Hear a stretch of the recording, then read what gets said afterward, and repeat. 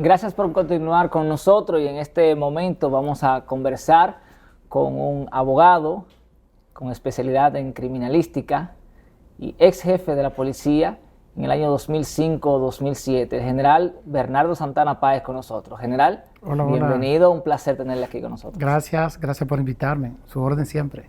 Para nosotros es un gran honor tenerle con nosotros y queremos precisamente que usted nos cuente sobre su vida, sobre su trayectoria profesional.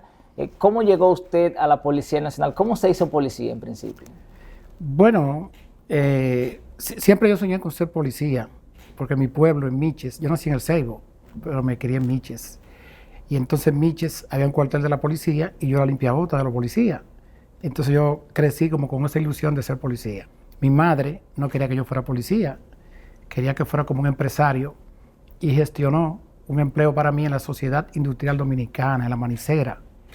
Y yo fui subiendo la Manicera hasta que llegué al segundo hombre en el departamento de envasado de aceite de maní de la Sociedad Industrial Dominicana. Todo un ejecutivo. Pero de repente yo me di cuenta que eso no era lo mío.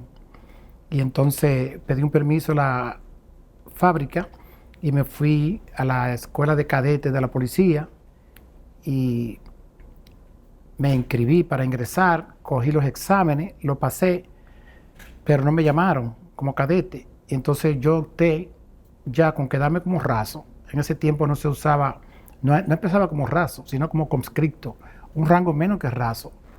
Entonces yo acepté ese desafío y de repente usted te ve como un empresario allá arriba con una corbata, un vehículo, aire acondicionado, todo. Y de repente usted te ve menos que raso, como un conscripto. Entonces yo acepté eso y hice mi centro, lo pasé y me quedé trabajando entonces en la academia.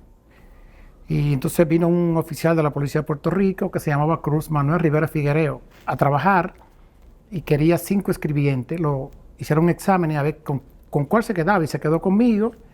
Y entonces me quedé de ayudante de ese teniente de la Policía de Puerto Rico. Cuando se terminó el programa, que era un programa para diseñar los folletos para el curso de asuntos juveniles, el oficial me dijo, bueno, tú eres una persona capacitada, yo te puedo ayudar con una beca para estudiar en Puerto Rico. Entonces, él lo hizo así, gestionó los papeles, me consiguió la beca para estudiar en Puerto Rico, y entonces yo allá hice lo que los americanos dicen un Bachelor Degree in Criminal Justice, una licenciatura en justicia criminal. Entonces hice la especialidad en criminalística y hice toda la práctica en el laboratorio criminal de la Policía de Puerto Rico, en 850 horas. Y más o menos esa es la historia, y fui escalando paso por paso hasta llegar a jefe de la policía. ¿Cómo es eso de llegar de raso a jefe de la policía en tan poco tiempo? Sí, yo pienso que los estudios me abrieron la puerta para avanzar en la policía, porque también estudiaba Derecho en la UAS, me fui a la UNFU y después de la UNFU volví a la UAS, hice maestría en la UAS, estaba en el programa doctoral. Y entonces me quedé en la UAS como profesor contratado. Desde el 88 yo estoy dando clases en la UAS como profesor contratado en el área de la criminología, criminalística, así. Entonces, como que parece que siempre me destaqué en cada rango y en cada posición que yo tenía. Y entonces los jefes, como dicen aquí, le tenían como la vista echada a uno. Y yo me di cuenta porque cada vez que me ascendían de raso a cabo, había que ir a visitar al presidente de la República para darle las gracias. Y entonces cuando era cabo me seleccionaban a mí. Yo estaba con mis 2 rayitas saludando al presidente de la República. Cuando ascendían sargento me llamaban a mí. Cuando era teniente también. Entonces esas cosas me inspiraron a seguir estudiando, a destacarme dentro de la policía. Y como que se fue corriendo la voz que policía que se preocupa, que se prepara. Y así fue, porque de mi pueblo no tengo nadie que fuera policía, no conocía a nadie que fuera policía. Yo creo que fue por mérito que fui ingresando a cada rango.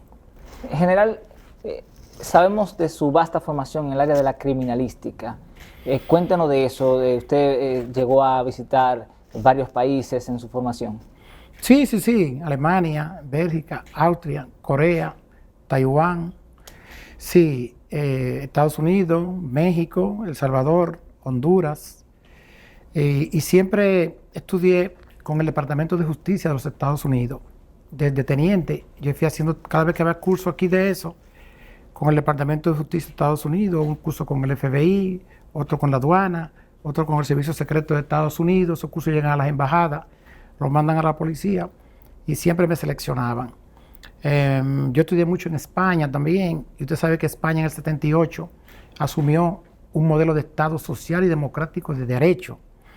Que el Estado me respete a mí, que yo respete al Estado, y que el Estado también, hay unos derechos, una garantía que el Estado tiene que protegérmelo. O sea, que es como un escudo para tú defenderte de las cosas que te puede hacer, digamos, el Estado, que tú sabes que no es fácil. Y entonces yo me formé en ese modelo de Estado. Y cuando yo vine predicando esa filosofía antes que la República Dominicana adoptara ese modelo de Estado social y democrático de derecho, que fue en el 2010.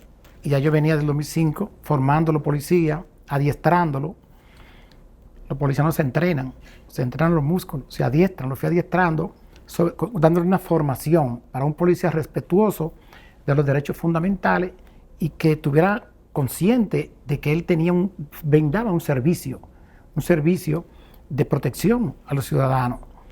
Entonces, bueno, me preparé en esa área, en el área de la criminología, como ciencia de la conducta delictiva. Pero me emocioné más con la criminalística, que es la ciencia de la investigación criminal. Entonces, en los países que adoptan un modelo de Estado social y democrático de derecho, los derechos se respetan. Tú no puedes coger a una gente preso, darle 4 galletas y darle 4 patadas en un interrogatorio y darle con un chucho, un huevo de toro, lo que sea. Ya no, eso no puede. Usted tiene que respetarme como Estado, a mí como ciudadano. Si yo cometí una infracción, usted tiene que conseguir las evidencias físicas que prueben que yo cometí ese hecho delictivo, remitirle al Ministerio Público, el Ministerio Público imputarme, después hacer el proceso de la investigación penal preparatoria y después requerir una apertura a juicio. Entonces, en juicio de fondo, que es donde verdaderamente se va a demostrar eso, usted demuestra la evidencia que usted tiene contra mí. Si usted me encuentra culpable, entonces, bueno, usted me condena y me mandan a una cárcel. Entonces, lo que hemos tratado de que llegamos como un jefe de la policía fue de educar al policía sobre esa base, sobre que él tiene que proteger los derechos del ciudadano y que hay una garantía para eso. Y que si va a arrestar, que lo importante no es que se cometa un hecho delictivo, es que usted como policía pueda prevenirlo. Entonces, por eso potenciamos la prevención del delito, que no se manifieste el delito. Ahora bien, si se cometió el hecho delictivo criminal, usted tiene que tener un policía bien formado para que usted investigue a esa persona sin tener que interrogarlo y mal interrogado y sacarle una confesión. Porque una confesión pura y simplemente así no tiene como ninguna garantía y puede ser ilícita. Y usted sabe que las evidencias tienen que ser lícitamente obtenidas, legalmente de acuerdo a la ley, lícitamente obtenidas de acuerdo a la Constitución de la República. Si no, el fiscal no la va a poder acreditar. En la fase intermedia del proceso penal hay una parte muy buena, ahí es donde se cuestiona lo que el fiscal hizo. Esa investigación penal preparatoria que hizo el fiscal cuando él concluyó sus actos conclusivos, que solicita una apertura a juicio, ahí hay un cuestionamiento de lo que esa es una red, esa fase intermedia es como un colador. Es un proceso de cuestionamiento de lo que hizo el fiscal. Si usted lo hizo bien, no le excluye ninguna evidencia y el caso puede pasar. Entonces, en esa área fue más o menos que nos formamos. En general, usted es catedrático de varias asignaturas, pero de manera especial en maestría de la asignatura de escenografía criminal. Incluso fue nuestro maestro en esta maestría. ¿Cómo está la investigación, el levantamiento de la escena del crimen en la República Dominicana?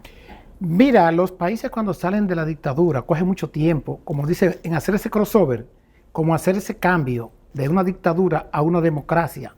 Y entonces los países subdesarrollados prefieren entrar, digamos, a agredir a una persona que está arrestado en vez de comprar máquinas, un cromatógrafo, un espectrofotómetro de absorción atómica, un microscopio estereoscópico de balística forense. Y en ocasiones prefieren darle 2 galletas a una persona y que él hable y que lo diga todo. O entrarle a la cabeza en una funda negra. En una funda y hacer cualquier cosa y darle con una macana para que hable. Pero la gente que nos formamos en eso sabemos que lo que produzca eso, que eso no va a tener ningún resultado y que no debe ser así, por muchísimas razones. Y hay mucha jurisprudencia en eso. Por ejemplo, en Estados Unidos, que su constitución dice, la quinta enmienda, dice que tú no tienes que hablar si te cogen preso, que te protege, ¿verdad? Que tú tienes tu derecho. Y entonces nosotros hemos asumido eso también, casi en todas las constituciones está ese derecho de que si tú no quieres hablar, que no hable. El Estado tiene que tener la gente que te buscan las evidencias, sí que tú tengas que hablar, si tú no te leen tus derechos fundamentales. Hay una jurisprudencia que se llama Miranda versus Arizona, de 1966, de una persona apellido Miranda que cogieron, lo interrogaron, lo obligaron a declarar y ese caso fue hasta la Suprema Corte y la Suprema Corte de Justicia declaró el caso, entonces lo declaró nulo, tuvieron que hacer otro juicio, entonces de ahí vienen eso de leerte como tus derechos.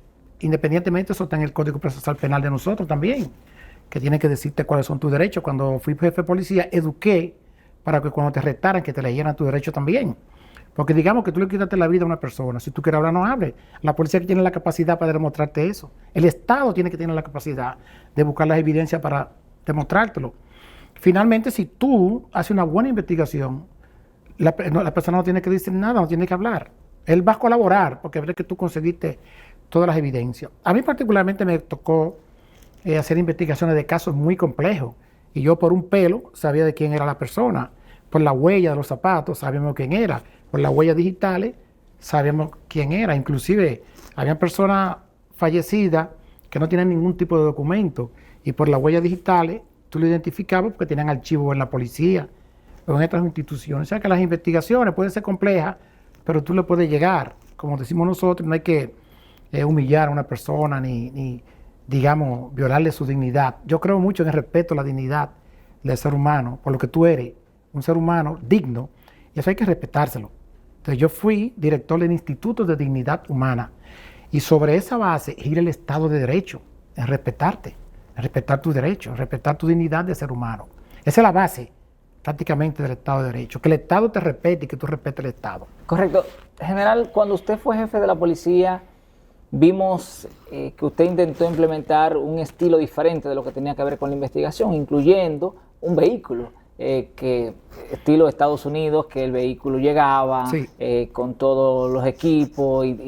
¿Qué ha pasado con esto? Sí, eso se ha seguido. Los otros jefes pasados han seguido implementando eso. Nosotros fuimos los creadores porque, bueno, nosotros nos fuimos en el 81, vinimos en el 87. Entonces, los primeros adiestramientos de nosotros, míos, fueron sobre el procesamiento de la escena de crimen. ¿Por qué? Cuando se comete un hecho delictivo, ahí está todo. Es solamente que tú tengas un técnico que sepa hablar con eso. Si tiene, digamos, una copa, yo le puse la mano aquí, esto va a durar años, y si no lo tocan, eso lo pueden conectar conmigo. O sea que esas huellas que están ahí son las mías. Entonces, el técnico como yo no habla con la persona, habla con las cosas. Entonces, eso lo implementamos. Teníamos 6, 7, 8 guaguas para procesar escenas de crimen con todos los equipos que se necesitaban.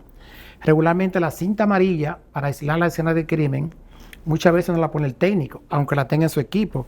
Educamos a los patrulleros, que son los primeros que llegan a la escena de crimen, para que ellos aíslen la escena de crimen. Entonces, los técnicos tienen una metodología de búsqueda de evidencia en la escena de crimen y van buscando todas las evidencias que encuentren ahí. Entonces, muchas veces la solución del caso está en ese lugar. Por ejemplo, a mí me tocó, muy jovencito, recién llegado al país, investigar un caso de San Cristóbal, de una fábrica de blog, donde mataron a una persona. Y entonces el cadáver estaba amarrado en el guía, así. Si es un policía que no tiene adiestramiento, posiblemente tiene que coger 5 o 6 personas presas y darle una pela a cada uno para que hablen. Eso no es necesario. Cuando llego a la escena de crimen, que yo miro, ya yo tengo la clave resuelta del caso. Ya yo, solamente al de llegar y de mirar en la escena de crimen, observar, ya yo tengo el caso prácticamente resuelto, porque las personas que cargaron, los que mataron a la persona, para amarrarlo del guía del camión, pusieron los zapatos en los asientos y yo tenía la conformación de los zapatos. Y entonces fue sencillo poner todos los empleados de la fábrica de blog con los pies para arriba y buscaba un zapato que se pareciera a ese. Y entonces encontramos un zapato que tiene la misma característica. Pero usted puede decir, es 1.000.000 de zapatos con la misma característica. Pero hay unas características individuales que tiene el zapato suyo, el mío y el de ellos, que no la tiene ningún otro zapato. que pasó por un sitio y un clavo le hizo un hueco, un hoyo al zapato, que pisa de un lado, que gasta el zapato de otro lado, ¿verdad? Entonces, todo ese tipo de cosas lo estudiamos en un microscopio y ponemos un zapato de un lado microscopio y otro de otro y buscamos características individuales. Y eso se hace. Y también, en ese caso, había unas pisadas en el lodo, una pisada en la tierra, y nosotros tenemos un equipo, un kit con yeso odontológico de que usan los médicos, hacemos una mezcla y le echamos en esa pisada con un fijador que es como Finanex, se fija la tierra y entonces ese líquido se echa aquí, esa mezcla, y eso se seca con un blower de batería y usted con una brocha lo limpia y ya usted se lleva para la oficina, para el laboratorio, la huella del calzado que usted anda buscando. Eso, cuando mataron un cineasta, pasó eso, hicimos lo mismo y entonces andábamos con las huellas en yeso del zapato que estábamos buscando y cuando hicimos un allanamiento en una casa encontramos los zapatos que estuvieron en esa escena de crimen. En general tenemos que ir a una breve pausa para continuar con este interesantísimo conversatorio. Usted manténgase ahí, ya retornamos.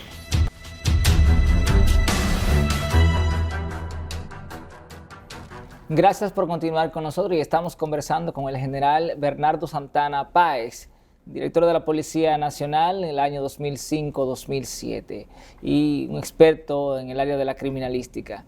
General, ¿qué nos falta a la República Dominicana para poder resolver casos? Hemos visto casos muy importantes que a veces se quedan en el aire porque faltó una prueba. Incluso vemos aquí en San Francisco ha sucedido mucho eso, los jueces reclamándole al Ministerio Público que no hizo la investigación correspondiente. ¿Qué se debe mejorar? Yo creo que se debe mejorar la formación, pero tanto la formación de los policías como la formación del Ministerio Público. Yo digo Ministerio Público, cojo el atrevimiento de decir Ministerio Público también porque yo fui Ministerio Público. Acuérdense que cuando yo era mayor de la policía, me suspendieron en funciones y me designaron como abogado ayudante del fiscal del distrito. Y yo fui director de varios departamentos dentro de la fiscalía, incluyendo de quejas y querellas. Y entonces nosotros tenemos que prepararnos para que cada uno asuma su rol. Le voy a poner un ejemplo. Cuando yo asumo la jefatura de la policía en agosto del 2005, yo tenía el Palacio de la Policía lleno de fiscales y los fiscales no parecían fiscales, parecían policía. Entonces, el fiscal haciendo labor de policía. Entonces, hay dos modelos de investigación que mucha gente no llega a comprenderlo. La única persona que puede hacer investigación criminal, material y operativa es la Policía Nacional. Los jueces, cualquiera que sea, deben excluir cualquier evidencia producto de una investigación material y operativa que haga cualquiera que no sea policía. Ahora bien, el Ministerio Público hace otro tipo de investigación. Es una investigación de carácter conductual, de carácter criminológico, porque la investigación que hace es para ver si la conducta de esa persona se ajusta a un tipo penal, como decía mi profesor, el señor Raúl Zaffaroni, Tatbestand del alemán, si esa conducta de esa persona se ajusta a ese tipo penal. El Ministerio Público no hace investigación criminal operativa, porque él como ente requirente, si él quiere una diligencia de investigación, él se la solicita a la policía. Cualquier una evidencia, cualquier tipo, él se la solicita a la policía. Ahora bien, cuando la policía le somete al Ministerio Público el informe policial, que antes le decían expediente, el Ministerio Público lo estudia. Si el Ministerio Público necesita cualquier otra cosa para imputar esa conducta delictiva, él le requiere a la policía que le haga una diligencia de investigación buscándole una sangre, saliva, semen, pelo, fibra, proyectiles, lo que él quiera. Entonces, de eso que el Ministerio Público le requiere a la policía, el Ministerio Público asume la conducción jurídica de esa diligencia de investigación. Pero esa dirección que ejerce el Ministerio Público sobre la investigación que le solicita a la policía es de carácter jurídico, es jurídicamente, es un asesoramiento que le va a dar para que el policía, no sabe de derecho porque no es abogado, para que el policía levante esa evidencia, se la consiga, haga esa investigación y que la evidencia sean lícitamente obtenida. Entonces el fiscal le va a decir al policía, tú me trajiste este expediente, porque acuérdese que la investigación del policía es primero que la del Ministerio Público. El policía le remite el informe o el expediente al Ministerio Público. El Ministerio Público entonces empieza una investigación in situ en su oficina para ver si hay suficiente elementos de prueba que le permitan imputar a esa persona. Aquí mucha gente dice solicitar medida de coerción. Sí. Yo digo que el presupuesto de la medida de coerción está en la imputación. Entonces vamos a imputarlo. Imputar quiere decir que a usted le van a dar una información de que usted cometió un hecho delictivo. Y como consecuencia de eso, después van a pedir solicitar una medida de coerción. Entonces, en ese sentido, el fiscal hace un tipo de investigación y nosotros hacemos otra. ¿Qué hace falta? Que cada uno entienda su rol perfectamente y educarlo sobre esa base. Entonces, educar más a los policías sobre lo que es un Estado social y democrático de derecho, que cualquier policía le da una galleta a uno y cualquier ciudadano le da una galleta a un policía en un Estado de derecho. Se supone que esas cosas se pueden prevenir. Entonces, yo creo que hace falta más conciencia de lo que son las ciencias de la investigación criminal y al público orientarlo de que el Ministerio Público hace un procedimiento preparatorio y la base del procedimiento preparatorio es una investigación penal preparatoria, que quiere decir que el Ministerio Público acopia elementos de convicción que él las requiere, porque por eso dice Ministerio Público, que es un ente requirente porque le pide al juez que lo impute, le pide al juez que una apertura a juicio. Entonces yo creo que debemos seguirnos preparando en todo lo relacionado con el Código Procesal Penal que adoptamos en el 2008 y que implementamos en el 2004. Sobre esa etapa hay mucha confusión que gira en torno a quién hace una investigación y quién hace otra. Entonces, yo creo que ahora que la Constitución elevó la función de la policía tiene un rango constitucional, no hay ninguna institución arriba de la policía, todos son órganos constitucionales. Yo creo que ahora mucho entendimiento, que el policía entienda que es un auxiliar del Ministerio Público, pero es para hacerle la diligencia de investigación que le requiera. Desde que eso determinó, ya no es auxiliar. Yo soy un auxiliar suyo, para cuando usted me requiera algo, porque la Constitución dice que usted no lo puede hacer, yo lo hago y se lo llevo. O sea, el Ministerio Público me requiere a mí como policía, pero le puede requerir a un banco, le puede requerir a la gente que hace los títulos de propiedad, le puede requerir a la tesorería. El Ministerio requiere a todo el mundo y acopia. Y con eso termina su investigación penal preparatoria, que también perfectamente hay que decir que eso se llama instrucción del proceso, educarse, formarse sobre lo que es el proceso para que pueda requerir y pueda acusar. Entonces, ¿qué falta, como dice usted? Seguir preparándose, que todos los actores se sigan preparando y que cada uno entiendan hasta dónde llega su rol. Parte de esa preparación general, usted hablaba hace un momento de que en su gestión, quien llegaba con la cinta a una escena del crimen era el patrullero. Sí. Pero esa cinta casi ya no la vemos en ningún lugar. Y normalmente llega la gente primero a la escena, Sí. toman cosas de la escena, incluso toman fotos y videos de la escena. ¿Qué se debe mejorar en ese aspecto? Regularmente los carros de la policía, los carros patrulleros deben tener una caja, es como si fuera una caja de zapatos que tiene una cinta. En el pasado, cuando fui jefe, todos los patrulleros tenían una caja de eso. Cuando había un acto delictivo o criminal, alguien perdía la vida, se la quitaban, se hacía un círculo para que las personas no entraran a esa evidencia, para que no la mutilaran, porque si tú dañas una evidencia de eso, tú no la vas a poder acreditar. Entonces tiene que venir un técnico a recogerla y enviársela al Ministerio Público. El Ministerio Público va a seguir usando a ese policía hasta el juicio de fondo para acreditar eso. Eso fue un proyectil que tú encontraste. Bueno, explícamele. Ese proyectil, si tiene letría para la izquierda, si tiene letría para la derecha, ese caquillo, donde le dieron el fulminante, en qué lado. Entonces el Ministerio Público me va a usar a mí como policía para acreditar que esa evidencia yo fui que la conseguí. Igual que un médico, un patólogo que haga una necropsia, una autopsia, también. Entonces, yo creo que lo que se debe hacer es seguir comprando equipo, tratar de que todos los patrulleros tengan eso, y seguir educando estos técnicos que procesan la escena de crimen, porque todo gira alrededor de las evidencias. Fíjese que yo no digo prueba. Yo creo que el único que tiene potestad para hablar de prueba es el juez.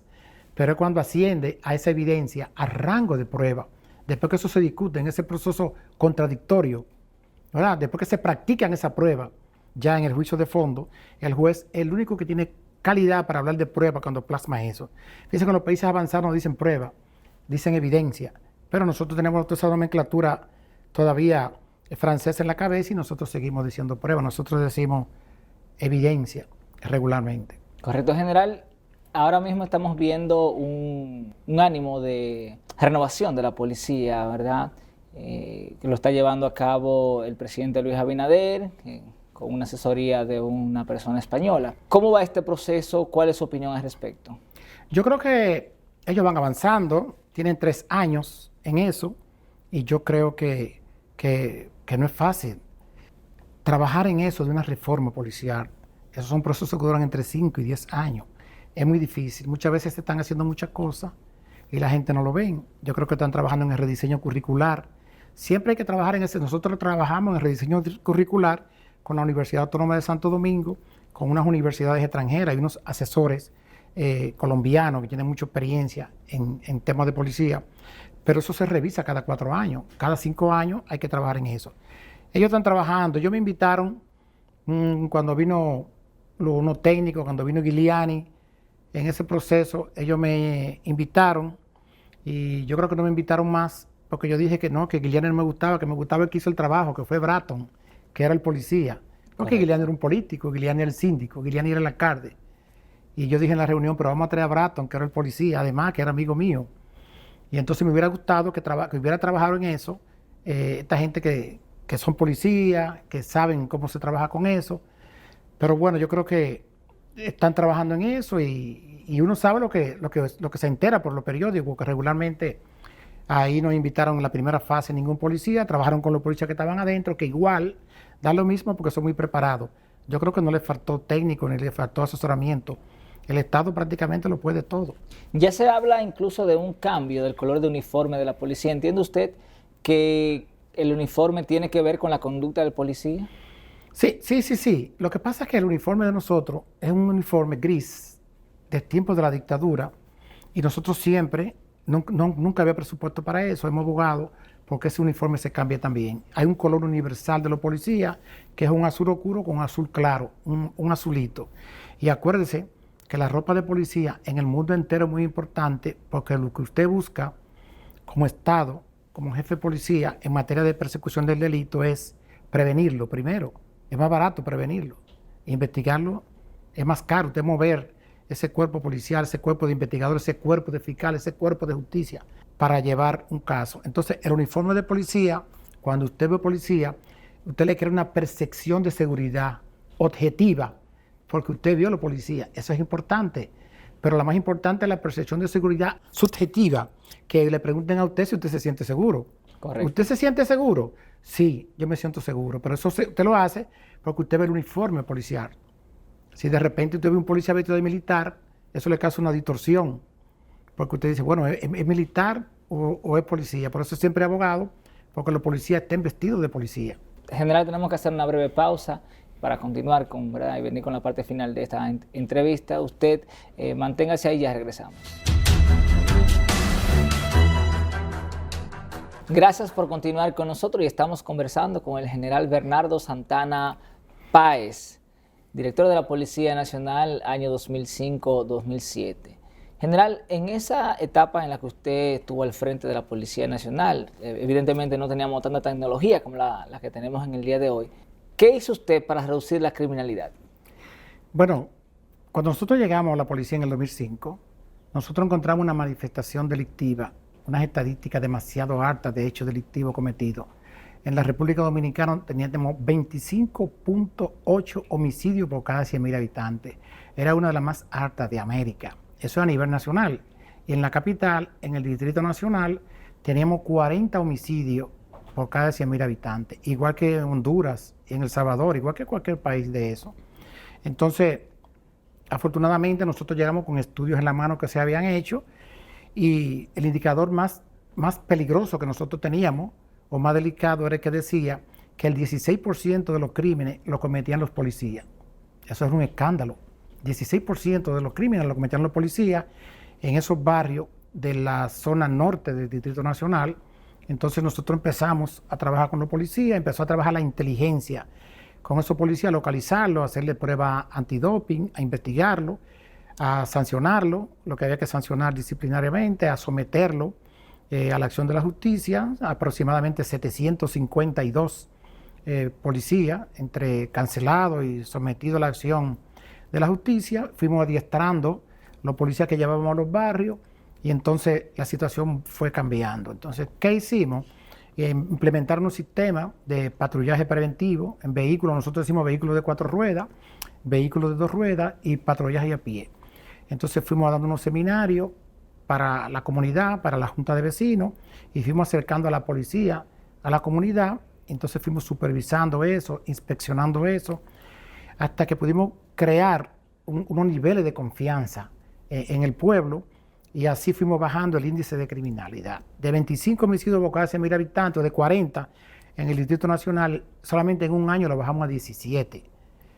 Y cuando nos fuimos, que fue en agosto del 2007, lo dejamos casi en la media mundial, que es entre 7 y 10 homicidios por cada 100.000 habitantes. Lo que hicimos fue acercar un poco más acercar la policía a los ciudadanos y hacerle ver al policía que lo que está brindando es un servicio social y nos fue bien. Nosotros salimos bien porque al terminar la gestión, en el 2007 se hizo una encuesta Gallup, la Gallup de 2007, le dio unos niveles de aceptación al jefe de la policía de 60.8, que era lo más alto de las 10 instituciones principales del Estado que fueron evaluadas. Que no es cosa fácil, porque la policía siempre tiene esa percepción negativa de la Policía Nacional. Claro, una agencia represiva, pero que digan que el jefe de la policía lo valoraron con 60.8 en una encuesta Gallup 2007 y que ponga las 7 instituciones y dice, fue mejor valorado que el director del Banco Central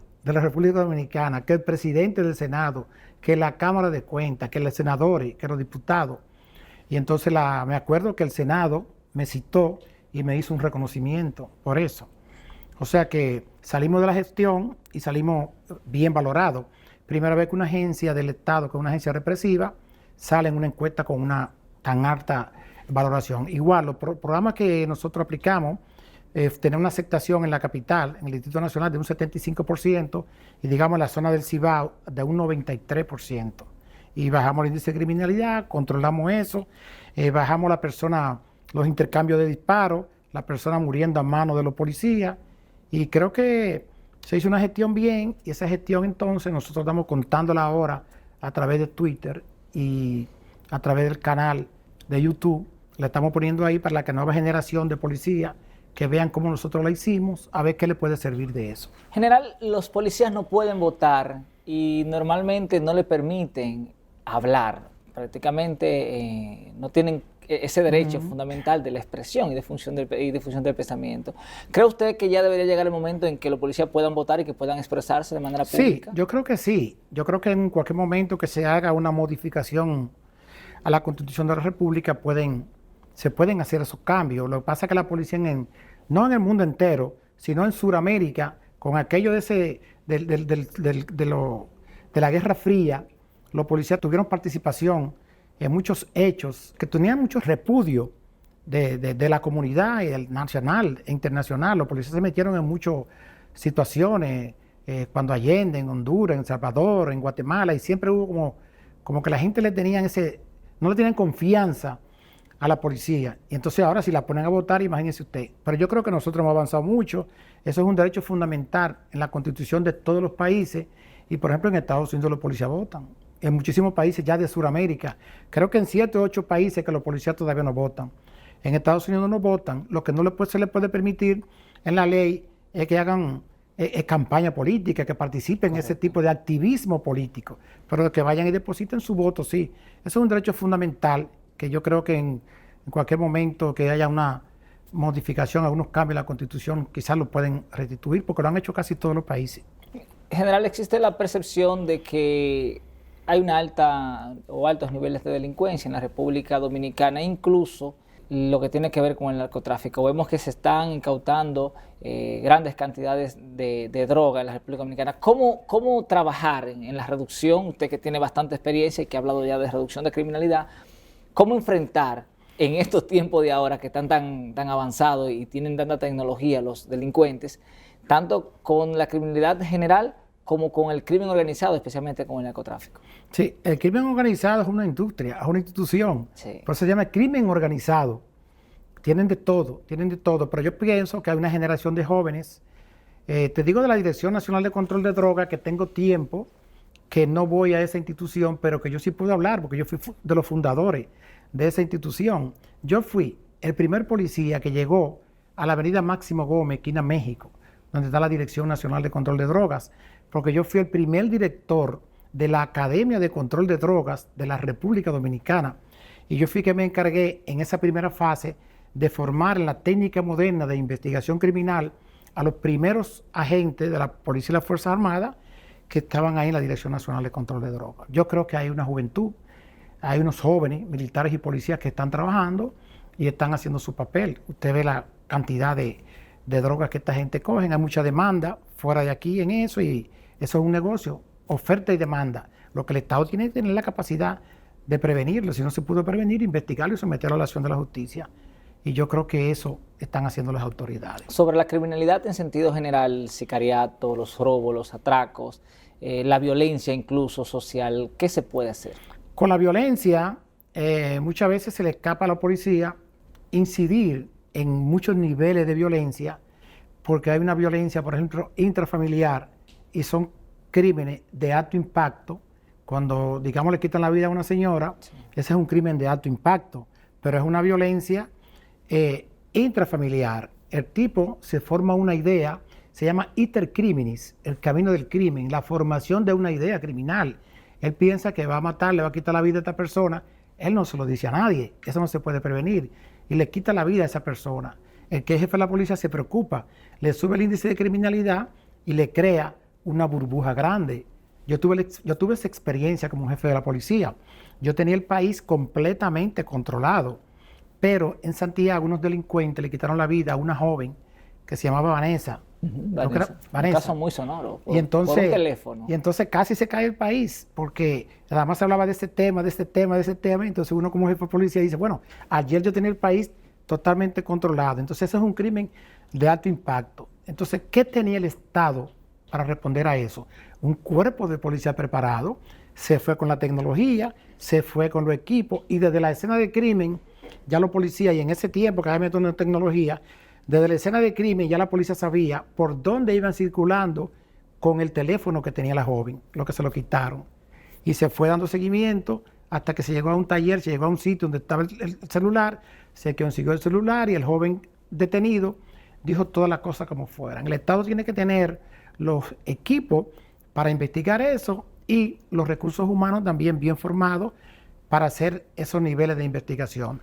La sociedad, igual que nosotros nos preparamos, pero los delincuentes cada vez tienen más tecnología y tienen más cosas donde disfrazar su droga, cómo cometer su crimen, cómo planear, y es un asunto de que el Estado se prepare y que le dé los incentivos que tiene que darle a los policías, digamos que estamos hablando de policía, a los policías que compren la tecnología, que sigan comprando los equipos, y yo creo que el gobierno está apoyando con muchos equipos. Yo veo muchos vehículos en la calle haciendo patrulla, y esto es lo más importante, el patrullaje preventivo, para eliminar la oportunidad de que se cometa el delito, no esperar que se manifieste. Eso es lo importante. Correcto. El presidente Luis Abinader acaba de designar un nuevo director de la policía, que así se llama ahora, se le dice director. ¿Su opinión al respecto? Bueno, nosotros trabajamos, cuando éramos jefes de policía, pues naturalmente esa persona era un subalterno. Lo conocimos, es una persona muy bien formado, es una persona muy preparado, y él tiene la oportunidad ahora de esos conocimientos que tiene ahora, ponerlo en práctica. Y vamos a esperar que arranque, porque todavía no podemos evaluarlo, pero sí sé que como tengo conocimiento de la persona de la preparación que tiene, y tiene ahí los manuales de cómo hacer las cosas, lo que vamos a esperar es que él lo va a hacer bien. Estamos seguros que lo puede hacer bien, porque es un joven capacitado y que ha trabajado en diferentes departamentos de la policía, conoce la policía por fuera y por dentro, y con un conocimiento extra que trabajó en otras agencias fuera de la policía, digamos, lo que tiene que ver con control de tránsito y eso. Es una persona preparada y nosotros confiamos en que va a hacer un buen trabajo, buen servicio. Correcto. Por último, general, ¿cómo la población que comparte día a día con los policías. ¿Cómo debe ver el policía a la población y la población a la policía? Bueno, los policías tienen que ver a la población como que el policía tiene una responsabilidad de ofrecer un servicio público y también están en las manos de él, desde el punto de vista constitucional, garantizar los derechos de esa persona para que esa persona pueda disfrutar en libertad y el policía tiene que protegerlo. Y la ciudadanía, yo creo que tiene que ver en la policía una persona que le brinda un servicio con quien tiene que tener más acercamiento, con quien tiene que tener más contacto, regularmente a través de la junta de vecinos y acercarse. Lo que pasa es que hay un tipo de policía con una formación. Ustedes se acuerdan que hasta no hace mucho decía policía, como que la gente del pueblo como que no eran su amigo, Sí. como algo así, pero ya eso se ha ido erradicando. Cuando yo llegué alrededor del Palacio de la Policía, del cuartel general de la policía en la capital, había un letrero que decía zona militar y yo lo mandé a quitar porque los policías no son militares. Mientras la policía más se acerca de la ciencia militar, más se aleja de las ciencias policiales. El policía lo que busca es prevenir. Un militar que usted lo oiga hablando de prevención es muy raro, porque el militar no debe adiestrarse si va a una guerra para prevenir. En la guerra se va a pelear. Entonces el policía es que tiene ese rol de garante de la seguridad ciudadana. Y yo pienso que debe haber un acercamiento de la policía al ciudadano y del ciudadano al policía, porque el policía lo que está brindando es un servicio de protección al ciudadano, pero el ciudadano a través de la junta de vecinos también debe invitar al policía, que le dé una charla de prevención de la criminalidad, que el policía trabaje junto con la comunidad porque es la única forma de prevenir la manifestación delictiva. General, no quiero que se me vaya sin hablarme sobre este tema tan neurálgico del contacto social policía-ciudadano.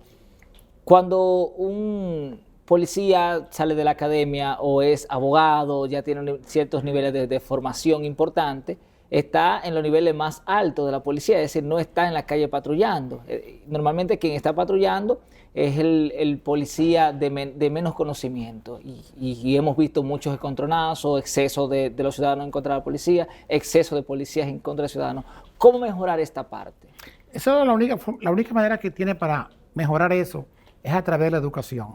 Es posible que todavía existan policías que no entiendan que nosotros en la Constitución del 2010 asumimos un modelo de Estado social y democrático y de derecho, donde el Estado, en el artículo 7 de esa Constitución, se compromete a respetar la dignidad humana del ser humano. El policía tiene que respetar al ciudadano, pero también hay derechos y deberes.